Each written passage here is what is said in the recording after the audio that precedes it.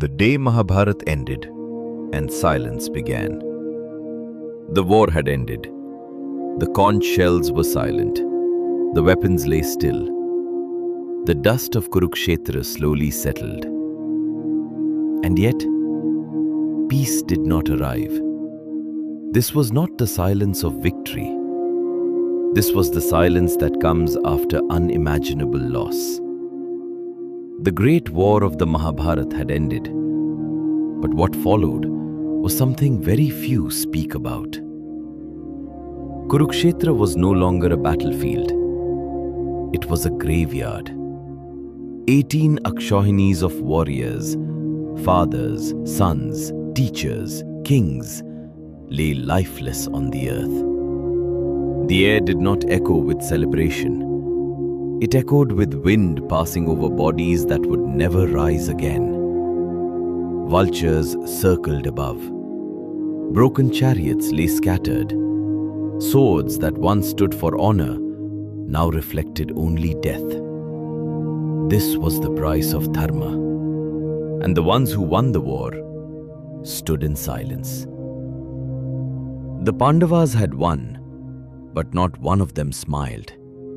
Bhima, who had defeated Duryodhan, stood with clenched fists, not in pride, but in emptiness.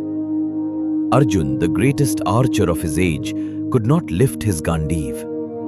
His hands trembled, not from exhaustion, but from realization. Nakula and Sahadev looked across the battlefield and saw relatives on both sides. Victory had come, but it felt heavier than defeat. Because when a war like this ends, everyone loses something irreparable. And then there was Yudhishthira, the king who never spoke a lie, the embodiment of Dharma. He looked upon the battlefield and his heart broke. "This is not Dharma," he said. "This is destruction." The weight of the war crushed him. He saw Bhishma lying on a bed of arrows, Drona slain through deception, Karna, his own brother, killed without knowing the truth. Yudhishthira collapsed. He did not want the throne. He did not want the kingdom. He wanted to walk away. "What is the value of a crown?" he asked, "built upon corpses?" Everyone turned to Krishna. Surely Krishna would console him. Surely Krishna would justify the war. But Krishna did something unexpected. He remained silent. Because some pain cannot be erased by words. It must be understood. Then Krishna spoke, not as a god, but as truth itself. Dharma is not the absence of suffering. Dharma is the courage to carry responsibility. The war was not fought for revenge. It was fought because injustice had crossed its final limit. Yudhishthira was not crowned because he desired power. He was crowned because someone had to rebuild a broken world. But while kings spoke of Dharma, the mothers cried.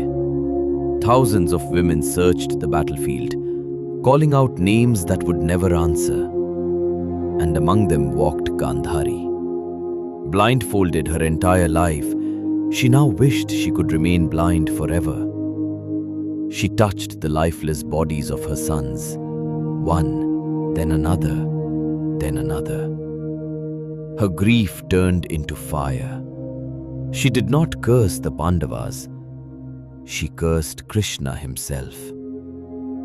"Just as my lineage has been destroyed," she said, "your clan too will perish."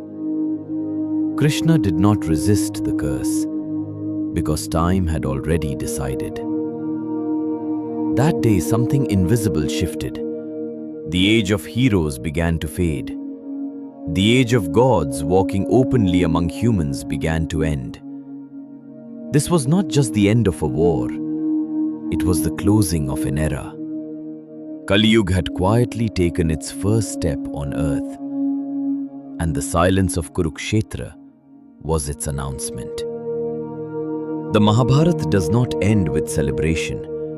It ends with reflection. It teaches us a truth that is uncomfortable but eternal. Victory does not guarantee peace. Dharma is never simple. And war, even when justified, leaves scars that never heal. The battlefield fell silent. But the lessons of the Mahabharata began speaking louder than ever. This was only the beginning. Because what happened after the war would shake the universe itself. In the next episode, Yudhishthira faces the greatest burden of all, ruling a broken world. If this story made you pause, if the silence of Kurukshetra stayed with you, then stay with us. Subscribe, not for entertainment, but for understanding. Because the Mahabharata does not end with war. It begins with awareness.